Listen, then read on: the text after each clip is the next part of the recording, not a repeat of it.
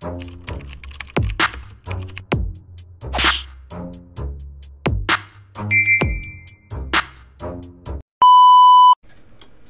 what's up mga kumag, I'm back ang inyong online judge. Walang iba kundi Judge Jinan. Okay guys, ito na yung battle na marami nagre-request talaga, no? So ito yung laban nila Poison 13 at ni Emar sa ibang pangalan, number 144 versus Markong Bungo. So ayun. Ano ba yung mga naalala ko sa battle na to? Hindi, sige, hindi na ako magbibigay ng insights pa. Pero, tignan natin alam ko, naging promo yung battle. Alam ko promo yung battle na to. Pero, i-judge natin siya kung sino yung para sa atin panalo. So, ayun, tignan natin Kasi, exciting. Kasi hindi, parang sa ganitong klaseng match, sa ganitong klaseng event, 'di ba? Makikita mo yung Poison 13, makikita mo yung MR na magbabattle sa pit style. So, 'di ba, ang classic lang. So, ayun, tignan natin.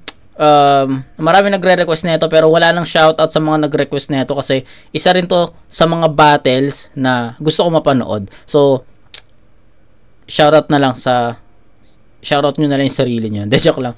Hindi, ganoon naman 'di ba? Papunta na tayo sa ikatlong taon natin pero ganoon naman yung palaging natin. So, yung mga request nyo, andun yung shoutout nyo. Pero, kapag yung request nyo is, para sa akin is planado yun na marireview ko, para sa akin na lang yun. Okay? So, kaya, pasensya na sa marami nag-request ng number 144 versus Markong Bungo. Shoutout sa inyong lahat, pero bigyan nyo na to sa akin. Okay? So, request na lang kayo ng bagong battle na re-reviewin natin. Pulo, Motus, FRBL, Flip Top, doon tayo nakafocus. Kung gusto nyo, 052, meron din tayong nire-review doon sa 052. Hindi pa ako bumababa marami pa tayong re-review yung battle, yung Insane Battles ni Vincent, yung mga tournament sa Pulo. Umpisahan natin yan. Siguro marami pa tayong projects sa channel natin. Inuuna ko lang talagang tapusin yung Isa Buhay. So, isa na lang yung re-review natin na tournament doon, yung 2013. Updated na rin tayo sa FRBL, yung 1-up, yung 4 na 1-up. So, pagsasabayin din natin yung isang 1-up nila, no, yung 1-up 5. Tapusin na rin natin yon. Updated din tayo sa Pedestal, 'di ba? So, marami pa tayong project, no. Yung Insane Battles, gusto ko siyang isingit, yung unang-unang Insane Battles na nagkampiyon si Stucky, gusto ko mapanood 'yon. Yung Insane Battles naman na tournament ngayon ongoing, semifinals na sila. So, we're looking forward kay Blaser at Dave Denver sa finals. Kaya galingan nyo, guys. Yun. Pero shoutout kay MJC Shoutout kay MJC. So, yun. Medyo napahaba na. Pero yun. Umpisa na tayo. Number 144 versus Markong Bungo. Game. Markong Bungo.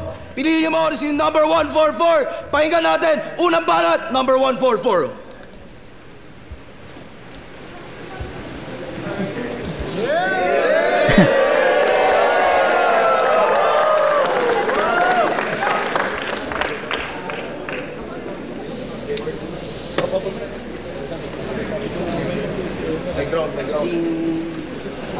Playground.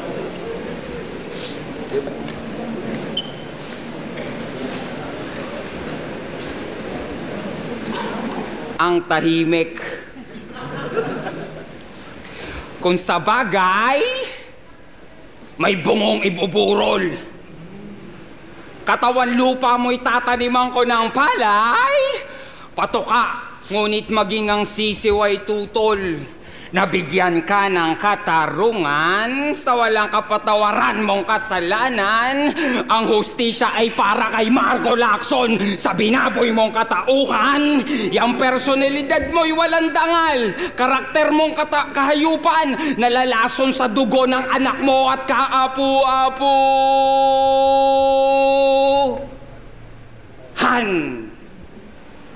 Walang hiya ka. Mahiya ka dahil nakakahiya ka. Ang kalungkutan mo ay ang aking saya at ang kamatayan mo ay aking pagtawa. Hambalusin ka't kakalusin, sa kalingkot lulunurin. Etong taning magkakataning na sa langit sa aking panalangin. At pagdating mo sa kabila, patuloy kita nakukulamin. Hihipang ka na masamang hangin.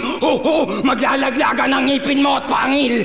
Sige sagpang, sa magaspang, na espalto kakalad ka rin ko tong kalad ka rin kay Gansang Mangmang na pumasok sa teritoryo ng lupong hindi pa kumakain. Kaya ang lapida mo ay nauna ko nang ukitin, pagkat alam ng tadhanang hindi kita bubuhayin. Hinihintay ka na ng mga demonyo sa ilalim. Kaya't pakinggan ang talumpati, kumukulay humahati. Bangkay ni Poison at ni Marco ang nasa magkabilang dulo ng bahagari. Ako yamang mineral, sustansya ko'y natatangi. Ika'y bulok lamang na bunga sa ugat ng iyong lahi.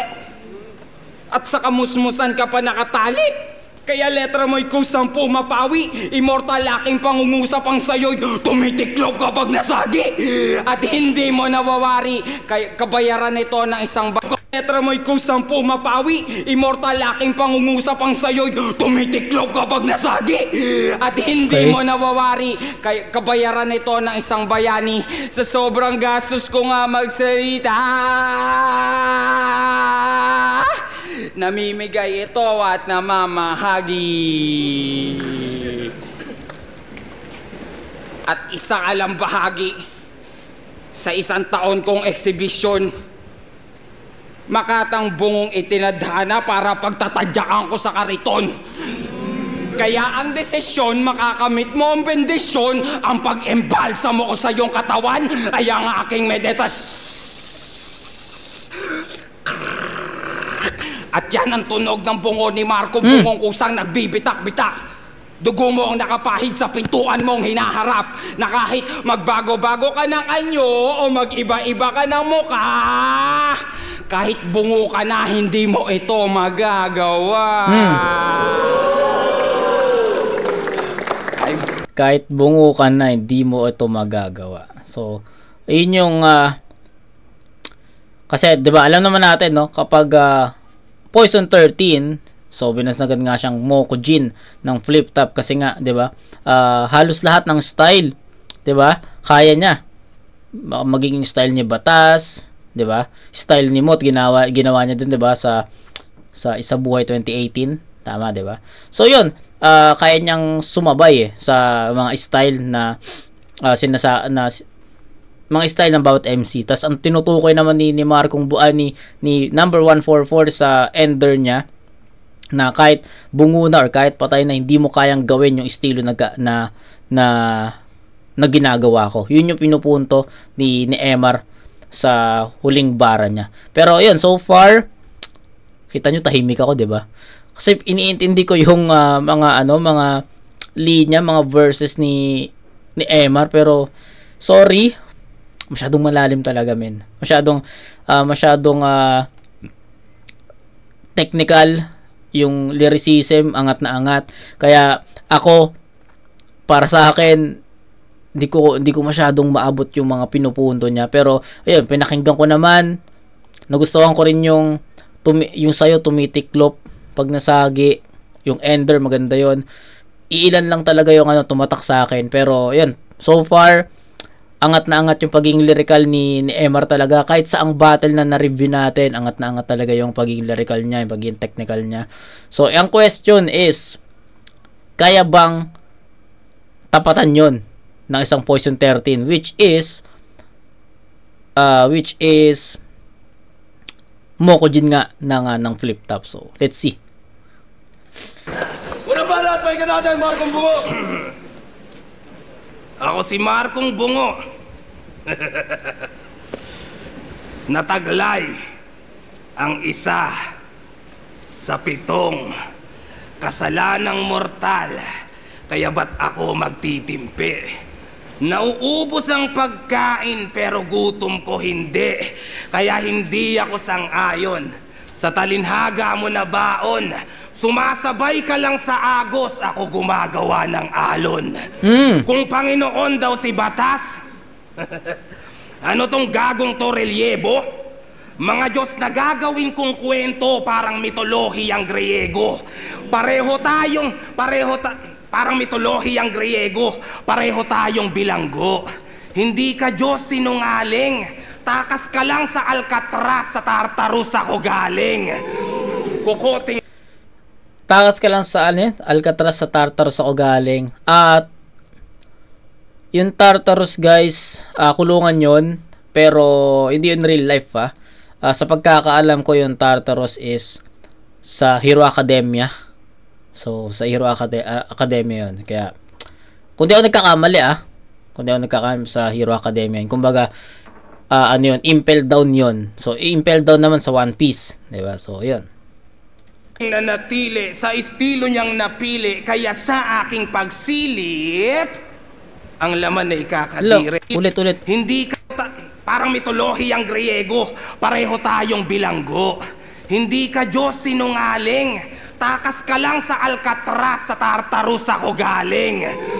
Kukoting nanatili sa estilo niyang napili, kaya sa aking pagsilip ang laman ay kakadiri. Ulong walang utak, halintulad lang ng titi, binaliktad ko yung isip, napatid agad ang pisi. Hindi ako ganyan kalalim sa sarili nating wika. Mababaw lang pero mahirap mahugot dahil sa sima. Elementarya pa lang naging matalas na ang diwa, at natuto ng pumunit ng papel gamit ang dila. Kung desperado ka na dyan. Mamaya na ako magko-comment. Marami na ako gusto kong sabihin, pero mamaya na, after ng round ni Poison. Diwa, at natuto ng pumunit ng papel gamit ang dila. Kung desperado ka na dyan, wag kang umasa sa bahala. Malalim ka, edi sige, para sa'yo, yan ay panata. Pero para sa aking pangungusap ang kailangan mo talata. Kung hindi mo ko abot, edi ganun ka lang kababa. Ang lakas mong tapos na men. Kung di mo ko abot, ganun ka lang kababa. Tapos na men, tinapos na ni Poison sa linya na yun. Para sa akin, ayun yung pinaka-ender niya. Pero di pa tapos to. Pakinggan pa natin. Ang bulabog. O diba kapal ng apog? Marunong kang magmalalim, ako mahusay magtagalog. Ganyan ang mga baliw, nakakaawang nilalang. Di ka naiintindihan, iniintindi ka na lang. Trabaho mong inang yan. Hindi ka naiintindihan, iniintindi ka na lang. Shit! Ang dami namang haymakers ni Poison dito. Nakakaawang nilalang. Di ka naiintindihan, iniintindi ka na lang. Trabaho mong ipaunawa yan sa mga taong nanood habang kalaban ng inip. Si Emar at si 144, di malalamang iisa kahit pangalan magdikit. Pero si Markong Bungo, alam nyo na, di na kailangang magpilit. Dun pa lang di na kayo pinahirapang mag-isip. Pinainom ka ng alak bilang respeto at paggalang. Sige lagok, wala yang kaso kung kaibigan o kalaban. Ngunit maling battle tinungga mo, kaya 144 paalam. Dahil lason pala yun, pinalitan lang ng pangalan. Tangina.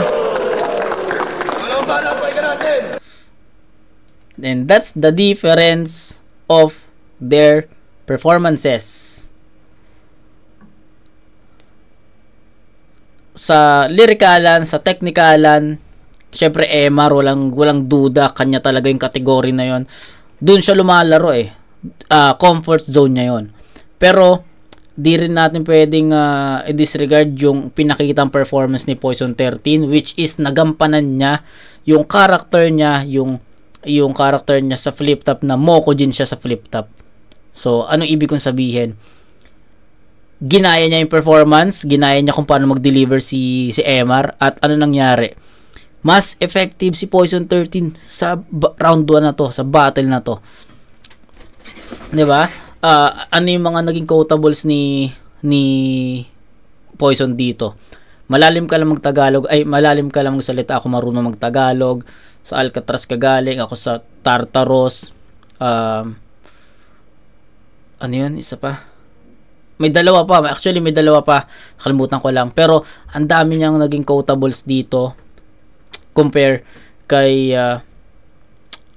MR na para sa akin, yun nga. Ayun, naalala ko na. Yung hindi ka naiintindihan, iniintindi ka na lang. Puta. Which is, ayun yung sinabi ko sa inyo kanina na pinakinggan ko si MR buong round. Inintindi ko, pero para sa akin, hindi ko talaga maabot yung ibang mga verses ni MR. Aminin ko sa inyo yan. Pero nung kay Poison 13 na, although andun yung paggaya niya sa style, pero mas para sa akin mas understandable yung mga bara ni Marco Bungo, or sabihin natin Poison 13, mas kumokonekta, mas dumidiin, mas sumusugat. Kaya para sa akin is a 10-8 in favor of Poison 13 sa battle na yon, sa round na yon. Tayo na malinaw yon na Poison 13 sobra para sa akin, malinaw yon. Kay MR medyo ayun nga, pinipilit kong pakinggan, pinipilit kong intindihin, kaya pinapakinggan ko talaga, pero ang hirap talaga para sa akin as a fan only. So marami na namang magbabash dyan na fan ka lang, hindi mo talaga naintindihan. Yes, I'm a fan, pero ito yung opinion ko, no? So ayun, Markong bunga ako sa round 1 na to. Mas nagampanan ni Poison 13 talaga yung character niya sa Mokujin ng Flip Top, kasi mas nagaya niya and mas effective pa siya para sa akin. Yun, round 2, pakinggan natin. Ang angas. Sa astamot asal, ulul tumanda kang malamya. Bungong umidad na walang moral, tumanda kang walang hiya. Ultimo prinsipyo mo'y nilulunok mo't nginunguya, makatang tumutula habang bibig ay bumobola, tumutungga, at pag nalasing ay nagiging banal ka bigla. Wala naman ang halaga, yang kaluluwa mong isasanla remetado. Yang isipan mo ay baldado, kaya kidlat ko asentado, ang bungo mo ay markado at dehado. Ako'y barumbado sa argumento, hihimbing ka sa komento, malabangungot aking teksto. At igagala ka sa impyerno, sakay ng apoy ko na berso, sabay ihahagis ka sa langis at ibabaon sa yelo.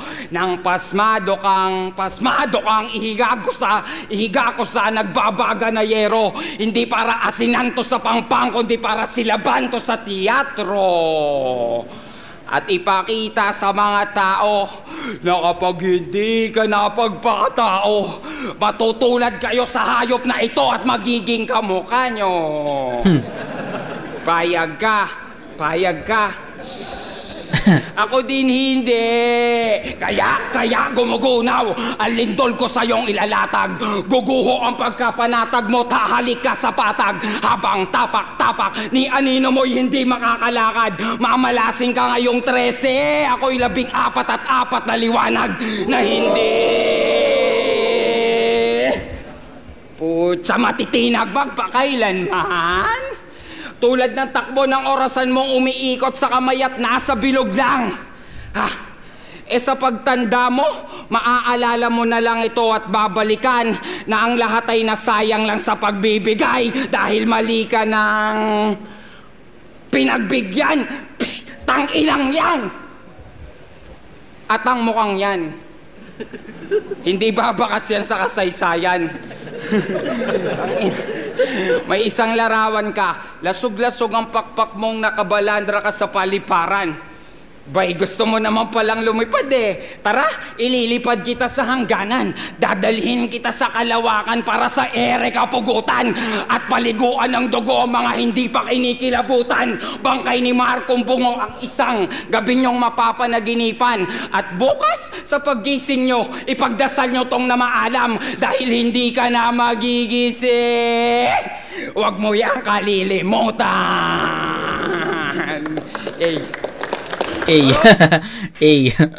So yun na, Consistent, in general ko na lang siguro bibigyan ng judgment yung yung rounds ni Emar. Ang lalim talaga, men. Ang lalim talaga. Na-appreciate ko yung returns ni Emar dito.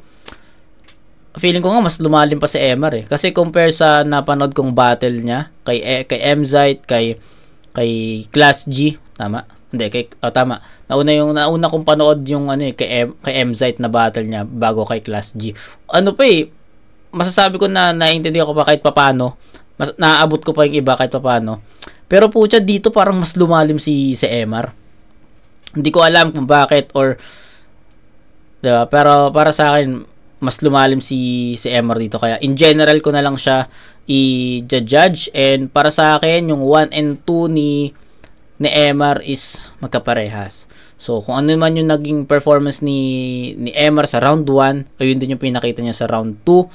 So proceed tayo kay Poison 13 dito. Tignan natin kung mas maaangatan pa ulit ni Poison 13 yung performance ni Emar. Pero so far ang layo talaga ng agwat ng round 1 nila.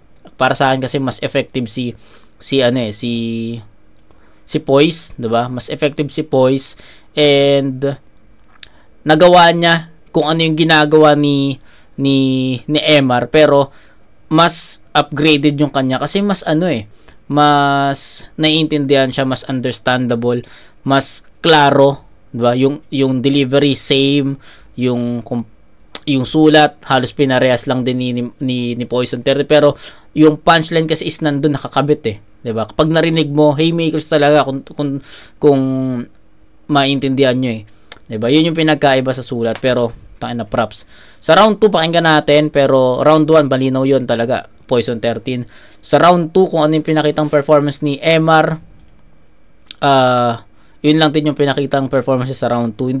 Hindi tumaas, hindi bumaba. Yun at yun lang din.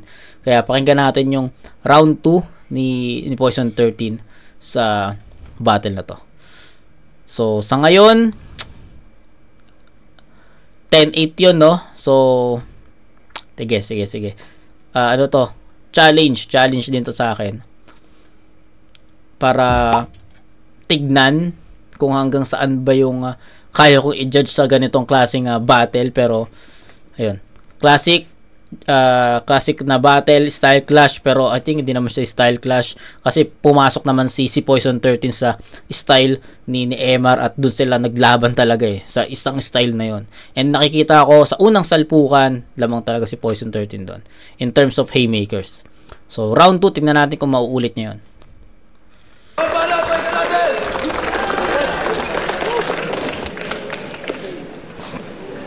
Pareho tayong biktima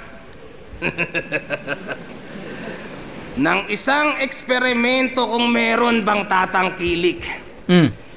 Gamit ang pekeng pagkatao para lang sa kanyang gimmick. Ikaw si Emar, ako si Marco. Sino nga bang mas peke sa atin? Kung tinago mo yung tunay mong pangalan habang ginamit ko yung sa akin. 3 linggong palugit lang. G-Clown naman, wag kang ganyan. Wala mang buwan ang paghahanda. Sige, palag lang yan. Bitin man ng preparasyon, yung gutom ko walang hanggan. Mercury at Venus, ramdam mo pa rin yung init kahit na wala yang buwan. Palawakan ng bokabularyo ba gusto? Pakita mo, tarasa mo. Baka tabunan kita ng mga librong nabasa ko. Malabo ang iyong pangitain, huwag kang tatanga-tanga. Marahil lang yung 3 matay may katarata na. Kahit laliman mo pa yan, sila'y malabong mauto. Maguhukay ka talaga pag ang balon ay natuyo. Nag-asam ka ng bukal, sayang ang pawis at dugo. Kakahukay ng malalim ang nahukay mo bungo. Babalagbagin ko to kahit kayo'y mairita. Uunahin ko agad kung sino mang maninita. Mawawalan ka ng sinabi hanggang sa mapipika. Sa labang to, pangako ko, ako lang ang matitira. Okay, sige, ulitin natin. Wala namang mali, di ba? Papaliwanag ko sa'yo, pakinggan mong maigi, ha? Pag pinatay kita ngayon, wala na dong maiiba. Maaagnas ka at bungo na lamang ang matitira. Pag ako na ang nag-alboroto, napakalabo ng huminahon, kadalagapak ng mga sapak, makikita niyong tumilapon. Pag di ka na makatayo, alam mo ba kung anong mas malala doon? Tsaka ko palang itatanong kung para kanino ka bumabangon. Lamang ka daw sa lawak ng kaalaman mong sinakop at karunungang sinalok. Tingin mo sa akin makitid. Nagkamali ka yata ng iyong iskinitang pinasok. Ito'y patungong purgatorio. Ilang oras na lamang tayo bago dadating doon. Kung bubuhayin man kita, bakit ko naman gagawin yon? Galing, tangina. Para ka na Odi sa... Ang galing ni Poison dito. Sadyang ano talaga, pinasok niya talaga yung style ni Emar, tapos hindi siya style clash eh. No? Supposedly, dapat style clash to kasi syempre, iba yung, sobrang iba yung style ni Emar sa battle, pero anong nangyari talaga, naging iisa yung tunog na napapakinggan natin. Kung ano yung tunog na napapakinggan natin kay Emar, yun din yung napapakinggan natin kay Poison 13. At alam mo yung mirroring eh, no? Parang mirror talaga to. At para sa akin, men, ang galing ni Poison sa ganitong sa ganitong estilo. Or sabihin natin sa lahat ng mga ginaya niya. Ginaya niya si Batas. Effective naman eh, 'di ba? Lahat ng mga panggagaya ni Poison 13. Pero isa to sa mga nagustuhan kong mga ginaya niya, yung kay Emar. Kasi hirap na hirap ako, ito real shit, hirap na hirap ako intindihin si Emar kasi sobrang lawak nga kung paano siya mag-construct, 'di ba? Aminado naman ako doon na malawak talaga at hindi ko maintindihan yung ibang mga verses ni Emar. Pero nung ginaya siya nung naglaban sila dito sa battle na to, mas na showcase ni Poison 13 na yung estilo na yon is mas may intindihan siya pag nilagyan mo pa siya ng iba't ibang elements, 'di ba? Ganda nun, andun yung haymakers, andun yung punchlines, andun yung mga setups, 'di ba? So ang ganda nung kulay, sobrang makulay, sobrang colorful ng performance ni Poison 13 dito. And but round 2 is parang bumaba ng konti. Slow start kumbaga. Yung round 1 kasi ni Poison is atake agad eh, malakas ka agad along the way from start to finish andun. Pero yung round 2 parang slow start, kinukuha niya yung momentum, pumasok yung punchline, nawala, kinuha ulit niya yung momentum, pumasok yung punchline, tapos nagsunod-sunod. So parang ganoon yung story. Pero so far bibigay ko pa rin kay Poison 13 yung round 2. So it's a 9-8 pa rin para sa akin. 8 points pa rin for MR. Pero kay Poison, ibababa ko siya ng 9 kasi medyo hindi naging ganito. Yung round 2 niya is hindi parehas dun sa round 1 niya. Okay, so 19-16. Ahead ng 3 points si Poison 13 sa first 2 rounds. Pero may round 3 pa. Game. Bakit ko naman gagawin yon? Para ka na Odi sa talampunay.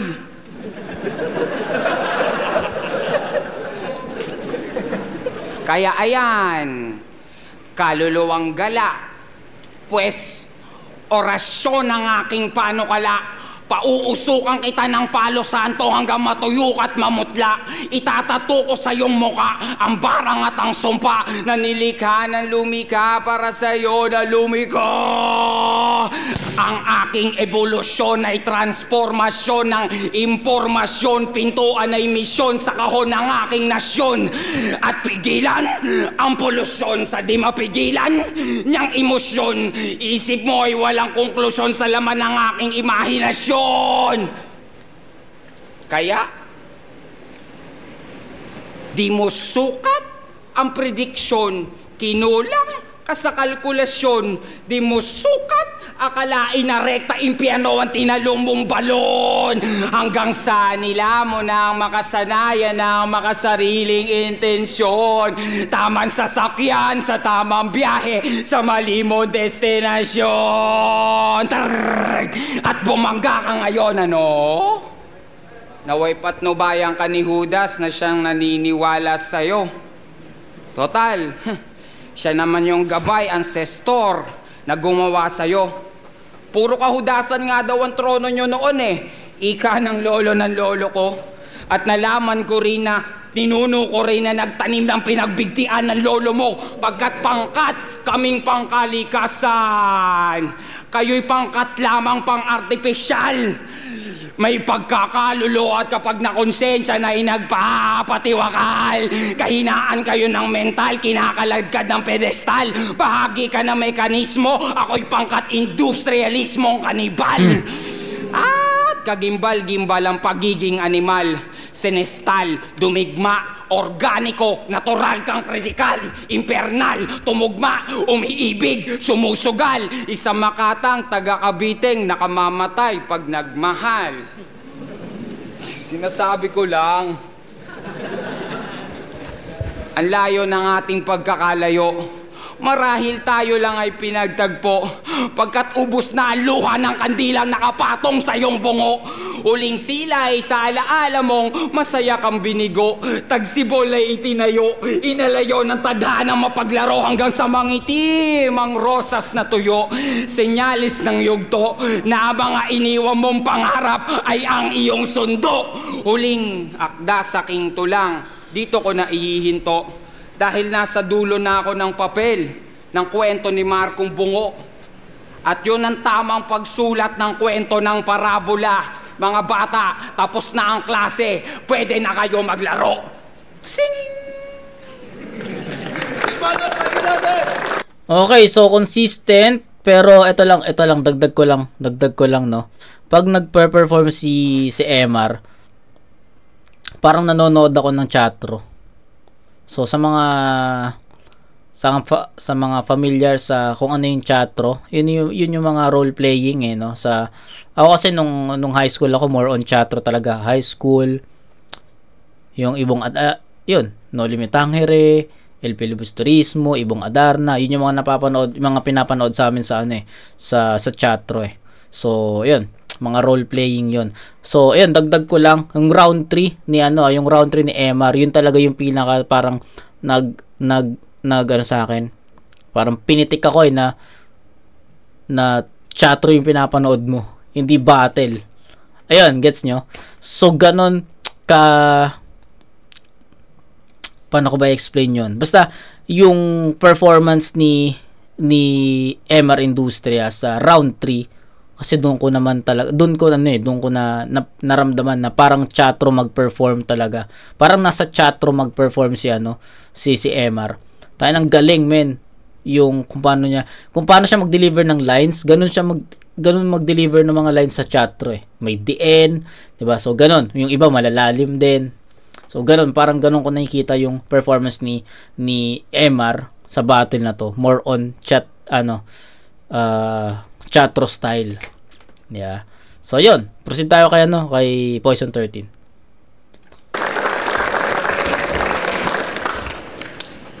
Alam mo bang, tulad ka rin ni Akata, mababang presyo magtanghal. Hindi man lamang lumaki yung TF mo sa pagtagal. MR man o 144, parehong mura ang dangal. Kung ginawa mong 143, baka sakaling nagmahal. Kung ginawa mong 143, baka sakaling nagmahal. Kaharian mong gabundok parang tambakan sa payatas. Kinoronahan kang pabaliktad, ganyan ka kabayabas. Di lang uhaw sa atensyon, sa katakampang makatakas. Kahit balikta rin may walang mababago sa Caracas. Sa Caracas, nice. Ko ideya nyo. Yung utak grabe ang likot. Dadagdagan ko pa yung hain tol kung gusto nyo simot. Yung utak nasa kawalan. para masabing nalawak. Pues bumukas na ang portal. Laro ka sa kalawakan nang maranasan na parang nakawala ka sa koral. Tingnan mo tong nanonood. Tingnan mo, aba pinos pa talaga. Tapos tinype pa ni tanga. Masyado yatang minamaliit aking kapasidad. Eh dinagulat ka rin nung binasa mo pabaliktad. Gaya-gaya nyo mukha nyo, mga ulol. Aminin nyong bilib kayo. Mauubusan yung original pero hindi ako. Patuloy na magyayabang kahit ako'y kamuhi. Tang-inang yan. Pinatunayan niya talaga na ano, no? Siya ang Mokujin ng Flip-Top, no? Tayo na, wala akong masabi sa performance ni Poison 13 sa ano na to, sa battle na to. Hinal pero hindi ako. Patuloy na magyayabang kahit ako'y kamuhian. Bungo ko ay malabong madungisan at madumihan. Mali kayo ng iyong desisyon na makipagtunggalian at magpakita ng apoy dun sa taong may tubigan. Hoy pendehong lapastangan, ginambala mo ako. Hahalik sa aking puwet itong kalaban ko na to. Kung nasa Diyos ang awat, nasa tao ang gawa, sige lang gawin mo yan hanggang maawa ako sa'yo. Minaltrato ng sagad, balitadyang at gulugod. Katawang tao at kanyang kaluluwa ay bumukod. Tapos na si Markong bungo. Marapat lang na lumuhod. Ibalik nyo yung batas kung gusto nyong may sumunod. Pero kung di talaga pwede, at wala pa rin siya dito, Carlito, pwede naman sa mga bata mong uprising na pabibo. Sa day 1, Poison 13 versus Sayad, yan ang trip ko. Tapos sa day 2, pwede rin Markong Bungo versus Carlito. galing, tang-ina mo. Para sa laban niyo!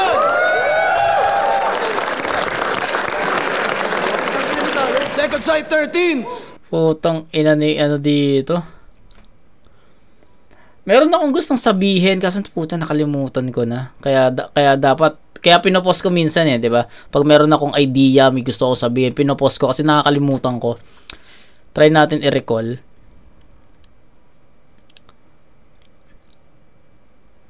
Nasabi ko na yung pinanindigan talaga ni Poison 13 yung pagiging Mokujin, 'di ba? Tapos ang ganda lang ng naalala ko na. Pero mamaya na. Ang ganda lang nung paghahalo ni Poison 13 ng palindrome or yung palindrome, yung style ni Mot na baliktaran. Ginamit niya yung style ni Mot sa style ni Emar, 'di ba? Yung pagiging malalim tapos biglang may palindrome sa gitna. Putang ina, ang angas lang noon, real talk. So ayun, naalala ko na yung gusto kong sabihin. Eto, I don't know pero napansin ko lang malakas si Poison 13 sa mga ganitong klaseng battle. Sa mga one-on-one battles na non-tournament. Ang lakas niya dito, men. Kahit hindi itong battle na to, sa mga past battles niya na one-on-one, hindi yung isa buhay basta one-on-one na non-tournament, ang lakas niya. Pero kapag pumasok siya sa isa buhay, parang nano-nerf. Poise, anong nangyari? Anong nangyari kay Poise? Ayun yung hindi ko maintindihan Yung laban niya kay G-Clown sa parang unofficial battle for third. 'Di ba? Although talo siya doon, pero ang lakas nun. May isa pa siyang malakas na battle Kay M-Zite, malakas yung laban niya kay Romano. 'Di ba? Marami siyang battle na malakas siya. Pero pagdating sa isa buhay, alam mo yun na since syempre ang lakas ng performance ni Poison 13 sa mga one-on-one battles na non-tournament, andun na yung mindset mo na kaya ni Poison umabot ng finals. Ako ilang beses ako nabiktima ni Poison, men. Real talk. Parang nung nakita ko yung lineup, uy puta, si Poison 13 lang malakas dito Lalo na yung ito real talk. Lalo na isa buhay 2022. Gagi, real shit. Nung nakita ko yung lineup, sabi ko, ay pucha, si Poison 13 lang yung malakas. Poison 13, kuha na ni Poison 13. Diba? Yun yung naiisip ko noon. Pero anong nangyari, diba? Natalo siya ni Lux. Si Pistol nag-champ. Tapos, ayun, nung 2022, 2023, 2024, ito. Kaso, wala, EJ Power yun. Puta, malakas talaga yun. Pero yung mga past battles pa, diba? Yun, laban niya kay Abra. First round, diba? Parang, kumbaga, kababalik lang ni Abra sa battle nun eh. Tapos, Poison 13, which is kasagsagan niya ng, more on battles talaga. Active na active eh. So, sabi ko, puta, kaya ba ni Abra sumabay? Pero puta, ginulat din tayo ni Abra doon. Pero, nagulat din ako sa performance ni Poison 13 no, kasi hindi ganun kapulido, 'di ba? So yun, maraming ganun maraming instances na malakas yung mga battles ni Poison 13 outside the tournament, pero inside the tournament na-nerf siya. I don't know bakit. Kaya yun, nakakapanghinayang lang. Siguro kung consistent talaga si Poison 13 sa lahat ng battles niya, baka sila pa yung naglaban ni Mot sa semis. Tama? Semis ba yan? Oo. Kasi Poison 13 versus Pistolero yun eh. Sa second round, hindi pala semis. So, pwede sana na nakalaban niya si Mot, diba? Sa second round ng Matira Mayaman. Diba? Or, sabihin natin, matagal na sana siyang kampiyon. Kung nagiging consistent talaga siya ng ano. Pero yun, wala eh. Malay mo, 2025, sumali ulit si Poise. Sana. Okay? So, ayun, yun lang. Pero yun, all 3 rounds sa akin, Poison 13, that's 30 to 24. 8-8-8 yung kay MR, then 10-10-10. So, yun, that's 30 versus 30 versus 24. All 3 rounds, kitang-kita na lamang si Poison 13 doon. So, yung kay MR, sabi ko na parang pinapanood ko is Chatro is hindi battle eh. So, ganun ko nakikita yung performance ni MR talaga. So, yun. All 3 rounds, Poison. Pero, promo to eh. Na-promo tong battle na to. 13, Marcom Bungo versus number 144. Mag-i-ace pang-best para sa kanilang pareho. At ang boto ng Urado, panalo doon. Tayo lahat dito sa second side, 13. Maraming salamat ulit. Supportan yung lahat. Shoutouts pala sa Love Charo Ashka. Ayun, so yun, promo battle lang, kaya di na natin ipoproceed to. So, pero para sa akin, all 3 rounds, Poison 13 nyo. Pero kayo, ano ba yung boto nyo dito? Comment down and pag-usapan natin, okay? So, kita tayo sa next na review. I don't know kung ano, pero kung ma-upload yung Atom Cygnus, balik tayo sa DOS for the Squared. Pero kung hindi, baka baka mag-Motos ako. Yung mga past battle sa Motos, or baka PSP. I don't know eh. Di ko pa sure. Di ko pa alam kung ano yung next na re-reviewin. Pero kita tayo sa next na review mga kumag. Peace out.